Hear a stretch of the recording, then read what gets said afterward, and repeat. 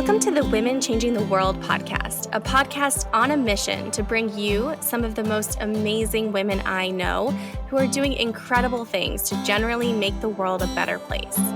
From corporate sustainability to straight up magic and everything in between, you'll meet the real life humans who are birthing the new. I'm your host, Liz Best, and I'm here to amplify the stories and voices of women who are changing the world.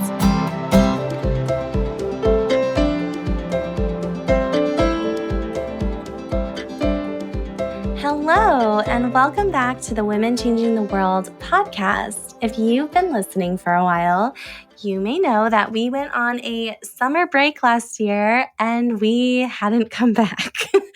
What I had intended to be a summer break turned into a much longer one for a few reasons. I really wanted to take a step back and make sure that we are being thoughtful, intentional, and strategic about how we're approaching the podcast and how it aligns with the business. As you may already know, we completely shifted our business model in 2023 over in my world with the official launch of Girls Club Collective. And I really wanted to be intentional about how the strategy for this podcast aligns with today's business model. As you may or may not know, podcasting is an investment that I make in my business and in our community and in telling these stories. And so I just wanted to make sure, like with any investment that I make in my business, that I'm bringing some level of thoughtfulness and strategy to it. The other big update is that we are now working with a brand new to us podcasting agency. We officially signed up to work with The Wave, and I cannot say enough great things about the experience so far. I highly recommend Lauren and her team. As for the content, you can expect the same great interviews with totally inspiring humans who are changing the world. We will be dropping episodes bi-weekly going forward instead of weekly to make this more personally sustainable for me as the host. And our plan is to keep up a steady stream of podcast episodes instead of taking extended breaks. Although, of course, I totally reserve the right to change my mind about that. This season, the through line is leadership, and I could not be more excited to sit down with our amazing guests to talk about that and so many exciting and relevant topics, from reimagining ambition to futures thinking to leading edge climate and impact work and bending reality. We have so much amazing brain and ear candy headed your way. Without further ado, please allow me to introduce our first episode back with none other than Celi Arias. Celi is a seasoned entrepreneur and consultant with a proven track record of building and selling seven-figure businesses. With a background spanning global fashion manufacturing, corporate experience, and luxury sales, COO to tech startups, and a specialization in leadership performance, she brings a comprehensive skill set to guide her clients in building sustainable businesses. They not only overcome the struggles and pitfalls of entrepreneurship, but strategically scale their businesses while realizing their aspirations of impact and ultimately a bigger life. We talked about so many things, including how we often find ourselves making business hard and how we can stop the spiral and actually make it easy. We talked about the marriage of mindset and strategy in running a business and why it's so important to have an awareness of both. And we talked about so many cool things from Celi's own experience, which, as you've heard, is incredible and amazing. She's been an entrepreneur for a very long time, and she has seen so many cool things along the way. I just really appreciated her perspective on so many topics, from why she talks about fertility as a founder to how we are the leaders that we have been waiting for. So without further ado, please enjoy this conversation. I hope you enjoy it as much as we did.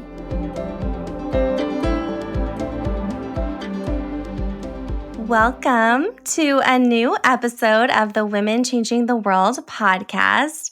Today, I am seriously so excited to have as my guest the Celi Arias, who is the founder of Grown Ass Business and someone who I personally have learned so much from in the past, I think close to a year. Welcome to the podcast, Celi. I'm so excited to have you here. Thank you for having me. It's an honor. I really appreciate being your guest. Yay. Well, we have so much stuff to talk about today. I'm so excited to get into it. Before we do, would you mind taking a moment to just briefly introduce yourself to our listeners? Sure. I am what I guess you would call a serial entrepreneur and now a business growth strategist, helping six-figure entrepreneurs get to seven figures without wanting to pull their hair out or burn it all down. Even though we may feel that way sometimes, we actually won't burn it all down. And I think what's unique about me is that after years and years and years of growing businesses, I now combine strategy with mindset. I love it. And we'll definitely talk more about the strategy mindset combo because I think it's so powerful and so important. I also love the name Grown Ass Business, which I know is itself an evolution of your work, but would love to hear a little bit about what Grown Ass Business is for people who may be listening and not be familiar with your business and your work. I don't know if you know this, but the name kind of just came from conversation with a friend, joking around, as all good brand names do, where you're joking back and forth. And she was like, so you basically just at a certain point make people grow up, like you make them have a grown ass business. And I was like, yes, exactly. Duh, that's what I do. And it just was like this joke. And we kind of went back and forth. I mean, she happens to be a branding maven. And I just said to her, I had to at the time rename my program anyway, because I needed a name that I could trademark. And I said, I think I'm going to call my program that. Is that okay? And she was like, yes, of course. So that's kind of how that came about. But the real birth of this methodology and framework comes from years and years of consulting, coaching, being a COO to tech startups and noticing a trend. And the trend that I saw, the pattern that I see is most often entrepreneurs think the problem is some bigger, more complex thing than it is. And even my seven-figure and currently my eight-figure and nine-figure clients think there's some big, mysterious problem that's getting in their way. And when you really dig in, a lot of times the problem is some pretty basic thorn in your side, a splinter from the foundations that you didn't build out properly at the time, or you didn't pay attention to, or you ignored on purpose just because you don't like doing that kind of thing. And over time, you've just built on top, you've piled and piled and piled on top of kind of a creaky foundation. And so I would always, as a coach or even a consultant, get called in to go and fix that thorn in the side kind of thing. And so one day I was like, gosh, my life would be so much easier, and everyone's lives would be so much easier if everyone just had an understanding of what solid business foundations are to begin with, and what are the things that we're always going back to and we just can't ignore. And I was kind of drawing basically on a napkin, this is the order in which growth happens. Like you can't go here without doing this, and you can't do that without having this in place, and you can't move to that step if you haven't done that. And so I just started drawing it out. And I had this moment of, oh my gosh, wouldn't that be so cool if I just gave everyone these solid foundations first?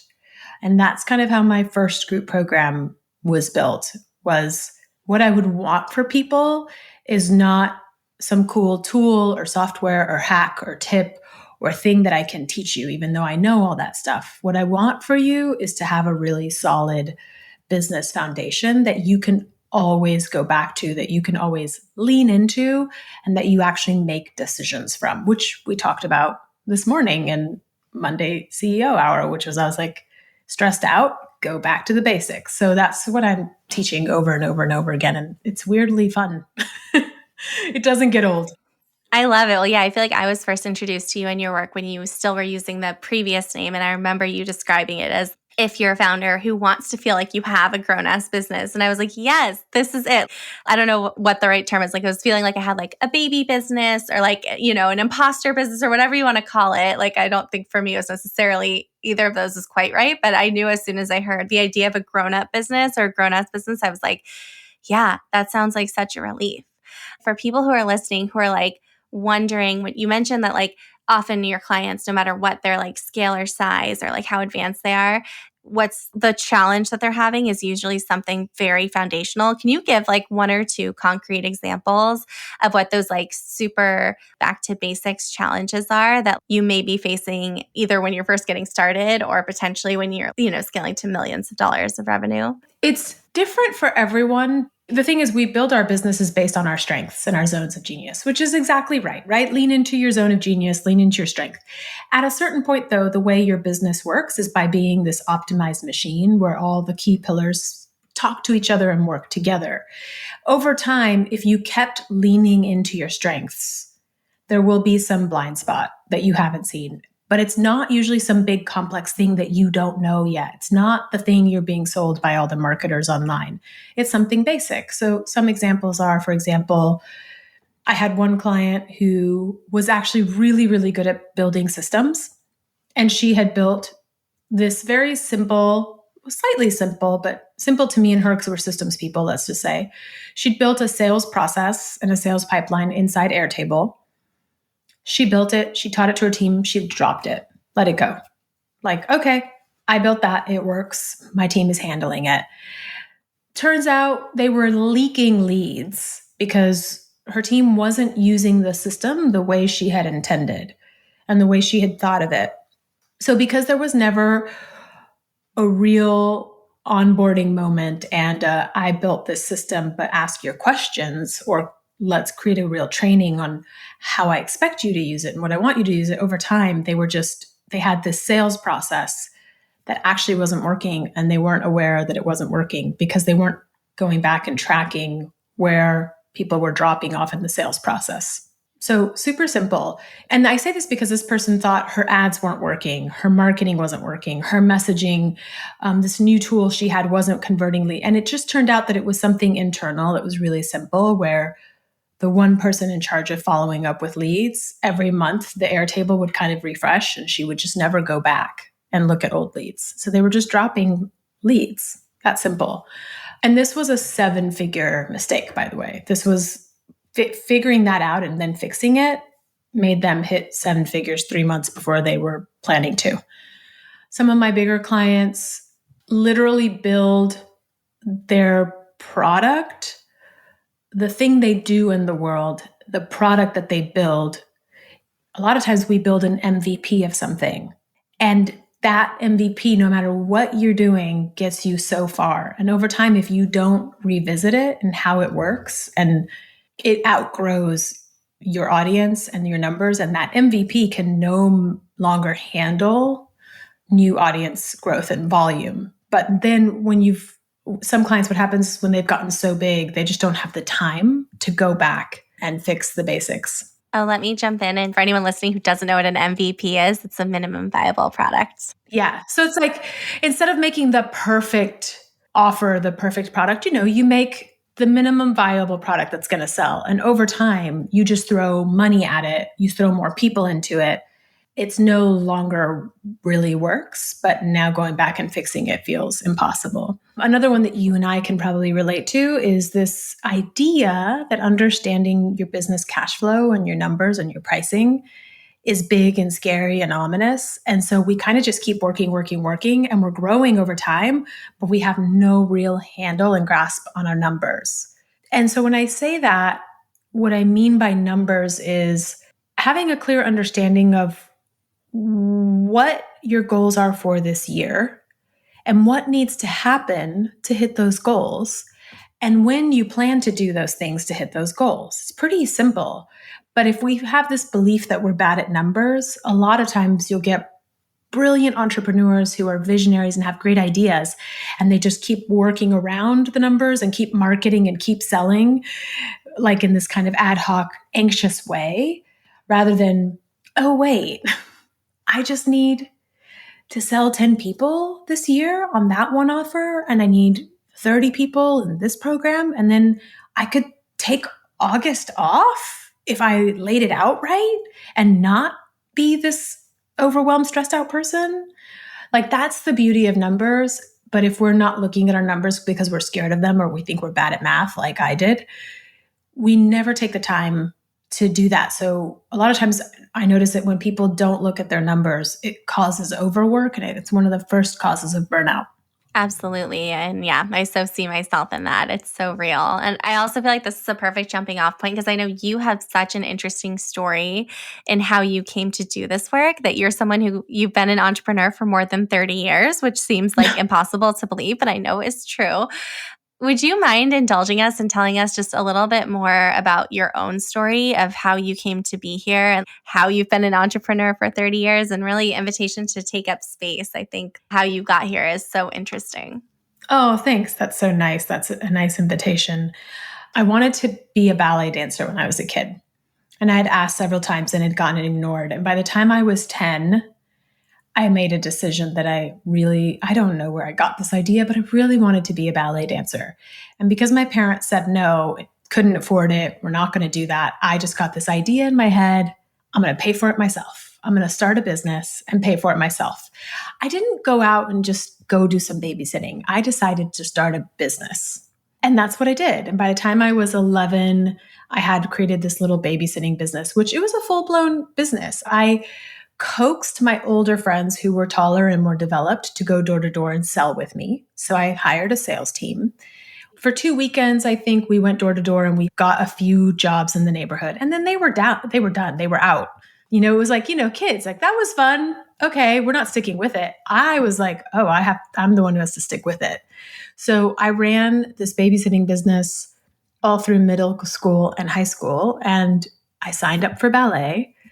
I also paid for my first car. It was kind of a junker, but I paid for it. I mean, it was back when you could buy a car for $2,000. I don't know if you can buy a car for $2,000 anymore. And that was my first experience of, oh, if I need something, I can create it. I can build a thing and I can create a solution and I can find a way. And then I was always like that throughout college. I went to school for modern dance, but I had a double major in arts administration, and I was the head of the dance department, dance team, and I created little mini dance companies. I worked for nonprofits out of college. I did all these. I was always the person behind the project and making the project happen. And then in my 20s, after college, I wanted to get a second degree. I didn't want to pay for another degree in the US. So I moved back to Argentina, where I got a fashion design degree. I guess technically that was my third degree. And I got a fashion design degree. I noticed a hole in the market, which I didn't really understand, but I noticed in the tango scene. I was taking tango on the side because I was a dancer. And I noticed at that time, tango was becoming cool again amongst young people, and they didn't have anything to wear because the fashion is exactly when I say I was a tango dancer, you get ideas in your mind of black and red and fringe and a rose in the mouth, right? And that is not what tango looks like at all. And when I was on the scene, there was this new movement coming in style, which was called tango nuevo, which is the new tango, which people were dancing tango to like techno music. And it's really beautiful. But these kids didn't have anything to wear. So I was like, I'll start this experimental line that's really well designed and thought out. But because I had a dance background, I knew that I would want to make a dress that was flattering in the areas where a woman needs a dress to be flattering, and that had a built-in bra because you don't want to be pulling at your bra straps. Because what I saw was girls like pulling at their outfits and safety pinning and, trying to hide bra straps. And I was like, oh gosh, no, we got to make. This was before athleisure was a thing, by the way. That athleisure, that word did not exist. Lululemon making like clothes and tank tops with built-in bras and stuff, that did not exist yet. So I was like, oh, I can make this great dress, but the bra top actually fits like a sports bra. But you would never know because it's in a sexy crossback design. So I did this thing kind of as an experiment, and it took off with certain groups and certain people groups. And I ran that. I would say that fashion line ran me for 9 years because I had no life. But the really fascinating thing was at the time I was in my early 20s, I ran that all through my 20s. I always thought of designing things for me. Things I would want to wear, things that I would feel comfortable in, because I am Argentinian, but I am not of an Argentinian build. Argentines are very petite and very, very thin. For anyone who's ever gone to Argentina, I don't look like that. So I designed things with my body in mind, with the things I was always self-conscious about my whole life as a dancer, because I was always considered a big build for a dancer. And I was always told I could never be a professional dancer because I was too big. Honestly, I had all these things I was self-conscious about and I didn't love about my body. You know how you go try on clothes in certain lines and you're like, gosh, I wish that they would make this hit here and this hit here and this not do this because this isn't flattering. And like, oh my God, low-cut jeans, the most unflattering thing for everyone in the world except for Kate Moss.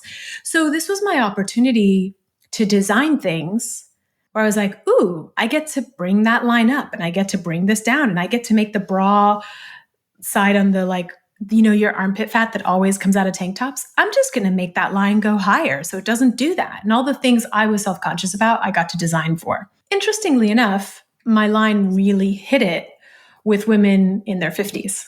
So here I was like trying to be cool and make something cool and super functional. But it turns out the young 20s somethings who are all really thin and much thinner than me can wear the cheapo stuff. But my stuff really hit it off with a demographic that was like probably 40 and up, really. And that meant I ended up having global distributors, global stores, women coming from all over the world coming to my little boutique. I didn't have the money to have a big store like other brands, but I had a little boutique that I ran out of my sewing shop. And I kind of was like a cult classic because women would be like, you're the only person who makes clothes for real people. So it was really an interesting journey of also like when you make a product and you think it's for one person and it ends up being for somebody else, right? But I always say that is where I learned a lot about running a business because I wore every hat from the design to making the pattern, to making the sample, to sewing the stuff, to then taking the photos, to creating the flyers. I still have these flyers, to like positioning, like doing influencer marketing before that was a thing, like dressing girls in my clothes and putting them at a party and making people go, ooh, where, you know, like all the stuff that you kind of do intuitively, I learned through my first business. I also talk about this a lot, and you know this, I hated numbers and I really believed I was bad at math. And I believed as a dancer and a fashion designer, I was a creative and I didn't need to look at numbers. And so I never, ever looked at numbers all 9 years. I didn't learn that lesson until after the fact. And now looking back, I'm like, wow, had I made a sales plan, had I made a sales projections plan, had I really just been honest about which pieces were profitable and which pieces weren't, I wouldn't have worked 7 days a week for 9 years. But the truth is, I worked 7 days a week for 9 years. And I lived in Argentina, and people ask me all the time, have you been to Mendoza? No. Have you been to Perito Moreno? No. Have you been to Patagonia? No. Have you been to, and people are like, how in the world did you live in Buenos Aires for 10 years and like not leave Buenos Aires? And my mind was like, I was running a business. Isn't that what you do? No, that's just what you do when you don't know how to look at your numbers and plan a sales year and plan to have a life around your business, and your life revolves around your business. So that was my first very serious business. And after that, I went and got an MBA thinking, oh, I don't know. My business burned me out. I must not know enough. I'll go get an MBA. Don't get an MBA. Just save your time. Save your money and your time. I had a lot of fun, but it's more theoretical. It's not really for entrepreneurial. And then I worked for startups and I worked for corporate. And it was actually in corporate when I had to present my sales projections and my sales numbers every Monday morning at 9. I was always in shaky, cold sweats about it. And so was everybody else on my team. And so one weekend, I took my work computer home and said, okay, I need to sit here with this spreadsheet and I need to make peace with it. I need to look at these numbers and understand, just spend some time with them and understand them and make peace, because I cannot live a life where every Monday I'm kind of a nervous wreck before Monday morning, 9 a.m. meeting. My colleagues were all nervous about that meeting. I just can't live that way. I'm not a nervous person. I'm not an anxious person. And so I sat home one weekend looking at this like mile-long spreadsheet, and I realized that the numbers were just telling me a story about every client on that page. The numbers were trying to tell me a story and what the cycles were and what they would probably do. And I just started to develop a relationship with the story, not the numbers. So much later, not even in my MBA, but in that job that I hated, but I am grateful for that experience, I really made peace with the numbers. And that's one of the things that I teach. As you know, ironically, I told an old mentor of mine years ago, I was like, you're never going to believe this. But one of the things that I teach my clients the most is how to look at their cash flow and projections and profitabilities and numbers. And he's like, that's what you get. Because when I was younger, I had this mentor and he would have coffees with me and he'd be like, what's your profitability? What is your pricing strategy? What? And I'd be like, I don't need that. I'm a creative. And he would just like put his head in his hands and be like, oh my God, you're so stubborn. How can I get you to understand this? And so now I call him up and I'm like, yes, you have every right to laugh at me. It's fair. So it's been a long, long journey and I've now helped hundreds of businesses. But from that, I started coaching and consulting on the side. And then I got tapped to be a head coach at a coaching company. And now I have my own coaching company and my own methodology.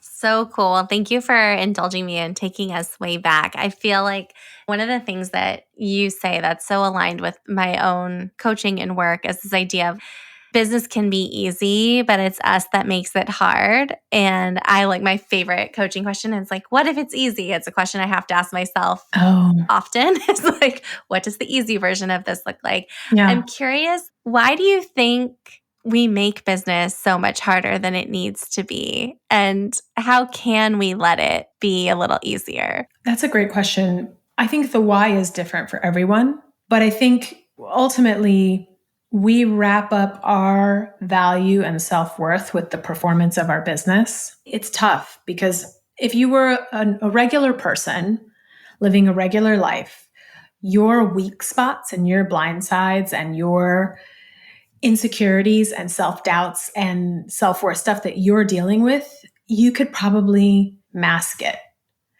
But when you become an entrepreneur and you're building this thing outside of you that feels like your baby and a lot of your self-worth is wrapped in it, now all that stuff is coming out to the surface and you have this thing reflecting back at you, all the stuff that you believe about yourself. So I believed I was bad at math, therefore refused to look at numbers. It's really simple. I just grew up believing I was bad at math and I wanted to avoid that pain. Turns out I'm actually really good at math. Just because of the education system, I believed I wasn't. There's so many things, right? A common one I see is I got 5 no's in a row, right? Let's say you're a consultant or a coach and you have to get on sales calls and that's your product. I got 5 no's in a row. Nobody likes me. Nobody wants what I have to offer. That's a no one likes me. That's a rejection. That's a fear of rejection. That's your childhood stuff coming up. Hey, guess what, guys? By the way, you're going to go through periods where you get 5 no's in a row. That's just business. It doesn't mean anything about you. It doesn't actually mean that no one likes you. It doesn't mean no one wants to sit with you at lunch, but that's what it brings up for you, right? Nobody wants this thing I made. I got to slash my prices. Is that really true? So all these things that happen actually start to mirror back to us things that we would normally maybe not have an opportunity to wear it on our sleeve so much and it come to the surface so much. And that's why I think we make it hard, because we make it more about us than just about business. You got 5 no's? Cool. Go get more leads. There's 500 bajillion ways to get more leads. We can talk tactics and strategies all day. But what's going to happen is you're going to start to feel a certain way about yourself. You're going to start showing up weaker and weaker. You're going to do less and less content. And then before you know it, you're not getting on sales calls anymore because you're allowing the 5 no's to start to make you feel a certain way about your ability or your value, right? And so you start to show up differently or put yourself out there less, and it just spirals. And then it becomes true. Gosh, nobody did want what I have to offer because I haven't been able to sell anything in 6 months. No, guess what? That happens, by the way, to most coaches and consultants. Some people go months and months and months and months without selling anything. It's not you. doesn't mean anything about you. So that's why I think we make it hard, is because we ultimately, your business can be an opportunity for spiritual growth and can be an opportunity to heal that thing, or it can be an opportunity to amplify that thing and make it true, right? Like I'm super introverted. I was super awkward growing up. I was also of like mixed culture, so I never felt like I fit in anywhere. If I keep going to networking events, believing that I never fit anywhere, guess how I'm going to perform at that networking event? But now my livelihood and my business is at risk because of this stuff I'm carrying around. Totally, totally. I feel like it's like such, I mean, as you said, I do think our businesses can be such a vehicle for personal and spiritual growth and such an invitation to heal. And they also can so rock our nervous system when we're not doing the mindset work and like resourcing ourselves in a way to be able to show up for that growth. It can be such a shock to the system, especially when we're like not feeling safe. And that's something where I think the mindset piece alongside the business strategy piece can be so powerful, because how do we, our body and our inner child or like our nervous system doesn't know the difference between being like left behind by the pack and like being told no on a sales call. Like it's that same feeling of like, oh my God, am I going to be okay? Is my survival at risk? Yeah, it's wild. Your body doesn't know the difference. So I just got 5 no's in a row could mean I'm in danger. My survival is at risk, right? So that's kind of what we talk about all the time, because the business strategy is like, okay, cool. That lead magnet didn't work. No problem. Oh, that event you just put on for possible clients. No problem. Do another one. Do a different one. Do it a different way. If you were just being cold, calculating, business-minded strategy, you'd be like, okay, get over it, Liz. Get on some calls. Do some cold calling. Do this email. Do this thing.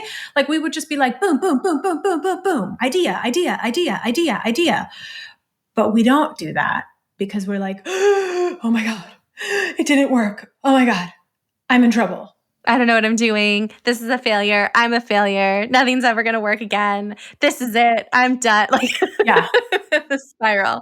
Yeah. It happens to me too. It happens to me. In my weekly email, wrote something about a client. Now I was super generic and neutral because I actually work with a lot of people, as you know. I try to glean the lessons without ever giving away who I'm talking about, because no matter if you're a private client or a group coaching client, I am really, really careful about that. One of my clients read my email and he had this feeling that it was about him, and it was. And so he texted me and he quoted me in the text and was like, so really you're going to, at your next roundtable, you're going to spill the tea on this thing you're working on with me?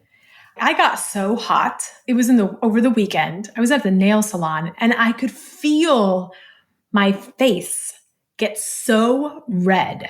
I could feel the heat in my body because I got so nervous and uncomfortable by the fact that I might have done something wrong unintentionally. I might have pissed off a private client who I happen to adore and love working for and love the challenge that he's posed for me.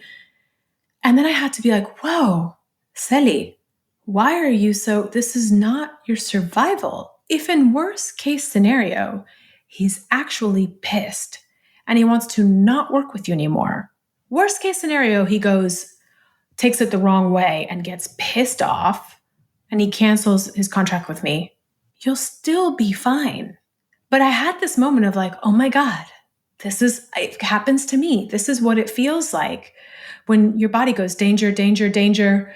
My life's in danger. My body's in danger. I'm like hot fight or flight mode. And it was just a text. And then we just like bantered about it a little bit. And I was like, you can come to the round table. Like, come as my guest. I won't tell that it was, you'll see that I'm not actually giving anything away or talking about anything that I do for you guys. And then he was like, oh, forget it.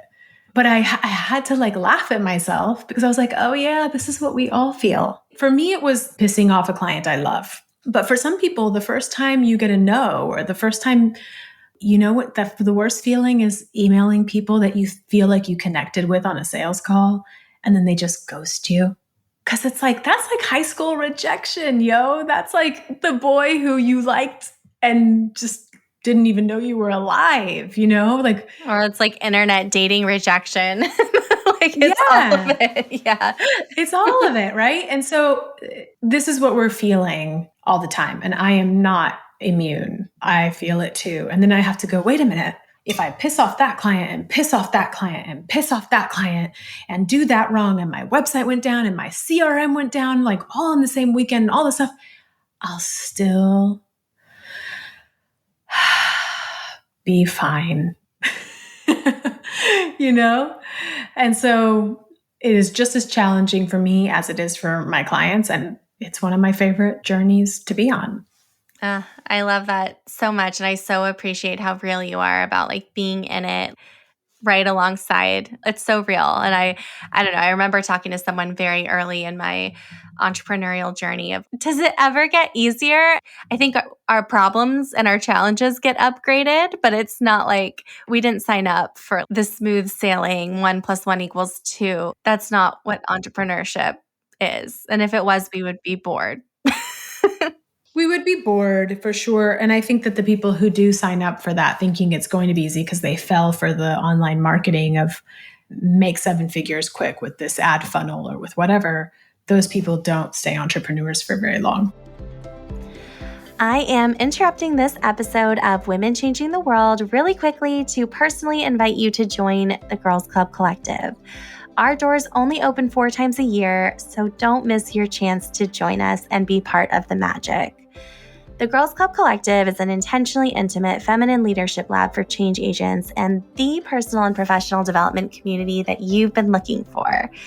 Don't just take my word for it, though. While you're submitting your application on our website, girlsclubcollective.co, be sure to read one of the countless testimonials from our incredible members and alumni.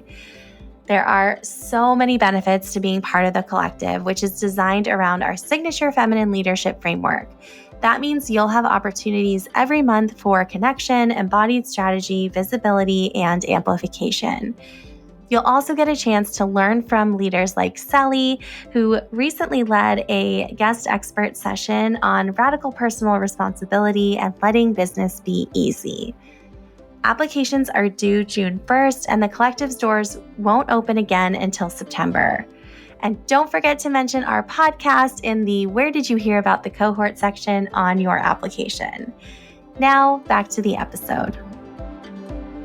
Well, one thing I really wanted to talk to you about, because I feel like so few people talk about this, and I find it so refreshing that it's something that you have been very open in talking about, is fertility as an entrepreneur. I feel like it's something that no one's talking about it, even though it's like such a big and real life thing that many people are thinking about or have some relationship to. I'm curious, like, what inspired you to come out and talk publicly and share your story as it relates to fertility? Oh, that's actually a really good question. The thing that inspired me was, believe it or not, when I started going through IVF. Now, here's the backstory. The irony is that my mother is an infertility specialist. She's a gynecologist, she's an embryologist, she's the director of a very large lab in New York City. So I've been around IVF my whole life. So the fact that I even had to go through IVF for me was a little bit traumatic because my whole life I grew up saying I wouldn't do it. So be careful what you say because the universe is listening. I always said I would never do that. I would never put myself through it. And then I met my partner much, much later in life, and he really wanted kids, and it wasn't working out naturally. So I went through that journey. And what I noticed when I did start talking about it with my friends, they would be like, oh yeah, I have all 3 of my kids through IVF. Now, these are people I know. Now, some people I know from networking groups I'm in and business groups I'm in, but then also some of my high school friends would say, oh yeah, both of my kids are through IVF. You'll be fine. And I was like, wait, what? I have known you for 20, 25 years, and I never knew that. I've just met so many women saying, oh yeah, my second one's through IVF, or like, oh yeah, I tried 5 times and ended up adopting. Like, I had a friend who's gone through IVF 8 times. By talking a little bit, I got so many stories, and I was like, whoa, we're really just not talking about this. And I think because I grew up around it, I had a comfort level around it, that I didn't have any stigma around it. So I just started talking about it. I feel like it is trendy now. I was talking about it years ago, and I was talking about it on Instagram, and people were just like, ah! Ah! And like DMing me like, are you okay? Oh my God, I'm so sorry. And I was like, no, I'm being open about it because I notice that more people have gone through this than I ever realized. And we just didn't feel comfortable to talk about it. And I feel like it's trending now. I feel like it's being done in a weird way, though. I've seen a lot of girls now freezing their eggs, but they're making it cute. You know, they're like, oh, giving myself the injection. Oh, here's my journey. Here's what it's like. Doing the, like how you would do like a Zara haul or a makeup tutorial, but they're doing it for egg freezing. I'm like, no, guys, it's not cute. The experience is not cute. Egg freezing is one thing. Going through IVF, was really, really hard on me and was really hard on my body. And I just felt, as an entrepreneur, your life is already so up and down. Your schedule is so inconsistent. And it was really hard on me to go through IVF because everyone's like, you need to relax. You need to work less. And the truth is, when you're running your business, it's not always an option. So I just felt really open to talking about it. I also think I appreciate what you say about my transparency and about a lot of things. And I do that with intention, and it's hard. And it's a hard dance to dance. But I also felt at one point in my life, I didn't have a lot of mentors and leaders around me who I felt like were being real with me. I feel like, especially in the online space and in the business space and even in the corporate space, and you work with people from corporate, I just felt like I was constantly surrounded by people who were always putting on face. In online business, there's a lot of smoke and mirrors. And if you came from a startup, startups are a lot of smoke and mirrors because you're always trying to present to your investors and to your board and to your future investors. You're always trying to present the biggest, phoniest facade. And then in corporate, like, there's all these social rules you have to play, and and everybody's miserable or drinking every night or partying every night. But, you know, we have to put on this whole face. And then I get to the online business space, and a lot of it's smoke and mirrors. I meet certain people who are totally burnt out and exhausted, and then they'll come on a Facebook Live and they're like, hey guys, so I just wanted to tell you about my 6-figure lunch. And like, I'm like, wait, I just talked to you. You're totally like hating your business right now and burnt out. And I wasn't seeing mentors that I felt like I could really connect to on the business front. And so I also made this decision to be that person and to be transparent. And I've had people watch some of my webinars and give me feedback of, don't be self-deprecating, or don't show all of your cards. Or sometimes on a webinar, I don't know if you've ever seen me give a webinar, but I'll be very honest and be like, and this is the part of the webinar where I sell to you because I'm in business and I run a business and I have to sell to you. So I am mirroring to you some fun ways of doing it and being human, like being transparent and honest about it. And I got feedback from one coach, like, don't do that. Don't like apologize. Oh my goodness. I so appreciated when you did that. I took a page out of your book, and I was like, on my next event, that was like a lead event. I was like, okay, we're going to do this up front because I know someone who recently did this up front, and here's what's going to happen if I don't do it up front, is that I'm going to do this like in a breathless way at the end because I actually just want to give you as much value as I possibly can. So we're just going to get this part out of the way right now. I found it so refreshing and really appreciated it. But I hear you. It's, yeah, people are not often giving you the like real, I'm uncomfortable doing this too. I would rather not do this. It would be so much easier for me to just like give you an awesome webinar and then tell you about what I do in 2 seconds at the end after half of you have already left, and then be like, why didn't it work? Shoot. And I found the interesting thing is, the more transparent and honest I am, the more it attracts my people to me. People appreciate it. And so when I get feedback like that, I'm now old enough and in business long enough to go, nope, that just triggers you because you like to pretend like everything's great and honky-dory. That's fine. I'm going to keep doing it my way. And knowing, like, you're in my programs, I share my shit with you guys. I share my challenges. I share what I'm going through. And I hadn't really seen that mirrored. And then, interestingly enough, and I talk about this, I finally found a mentor who does that for me. And he's way more successful than I am.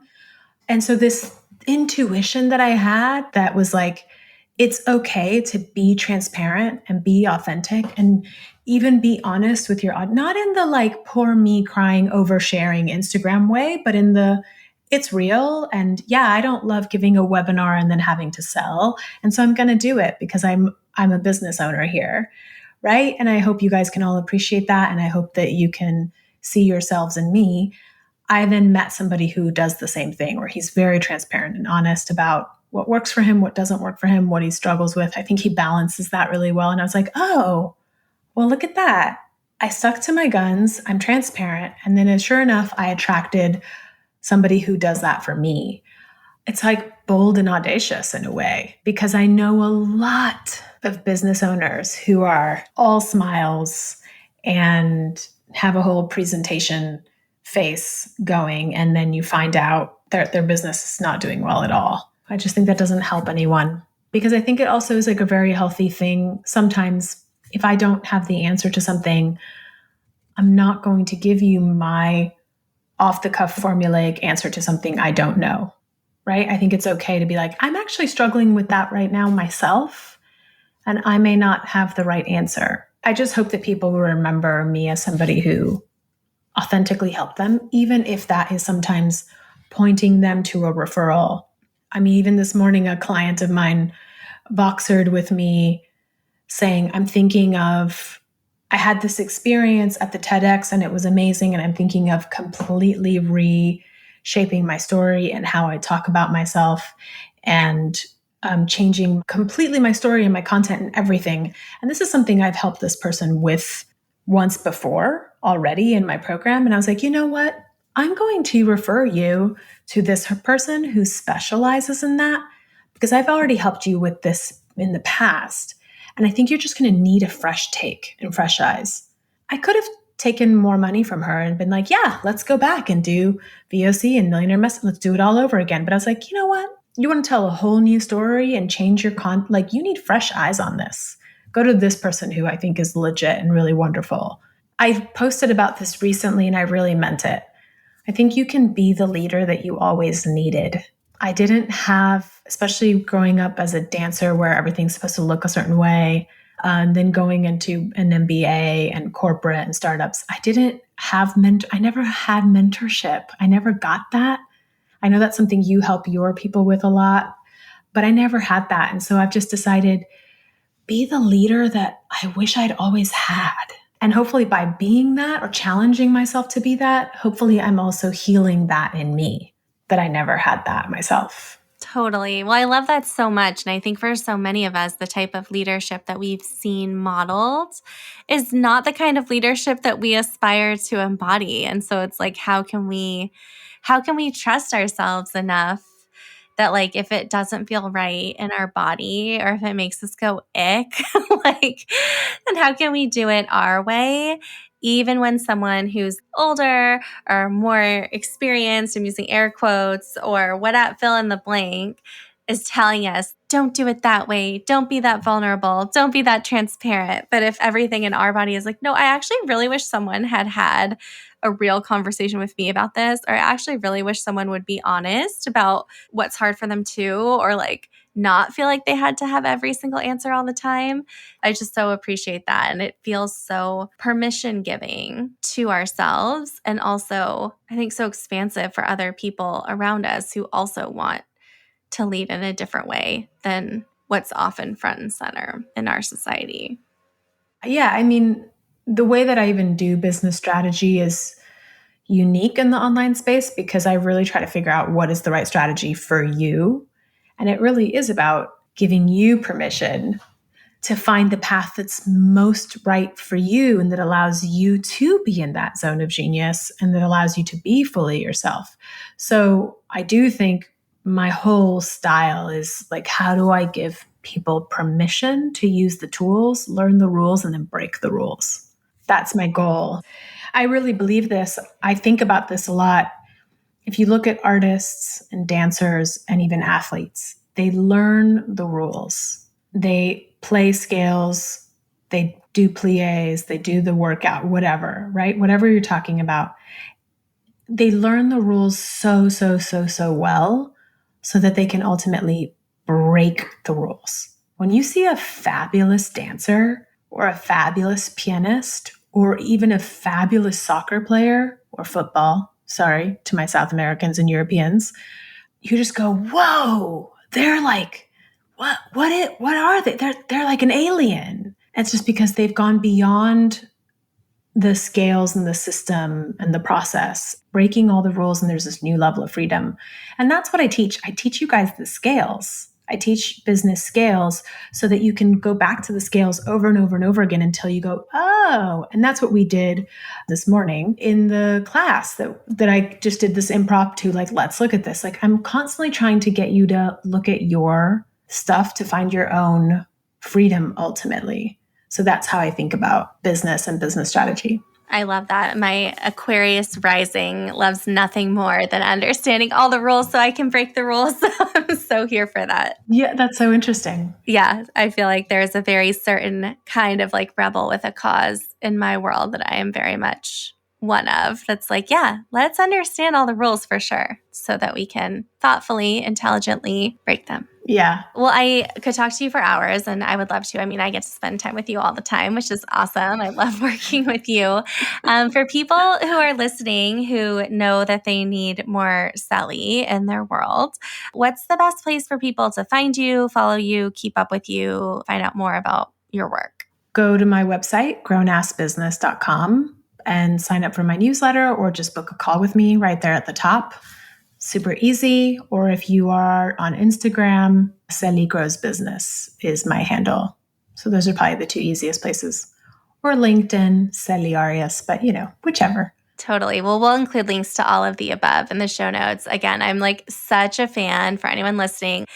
Celi is the real deal. And I just cannot recommend her approach or your vision or just like the way that you think about business highly enough. It's really refreshing. And I so appreciate you joining me on the podcast. This has been so much fun. Thank you. Thank you so much for tuning into this episode of the Women Changing the World podcast. Please rate and review the podcast wherever you're currently listening to it. And don't forget to subscribe for future episodes. You can find me on Instagram at lis.best, that's lis.best, and you can find Girls Club Collective at girls_club_collective. You can also find us on LinkedIn by searching for Lis Best, that's my name, LISBEST, and Girls Club Collective. Join our mail list by visiting the Girls Club Collective homepage and scrolling down to the bottom. You'll be in the loop on upcoming events, retreats, and opportunities to make magic with us, and you'll also receive a monthly love note from my heart to your inbox. I am so excited to keep in touch.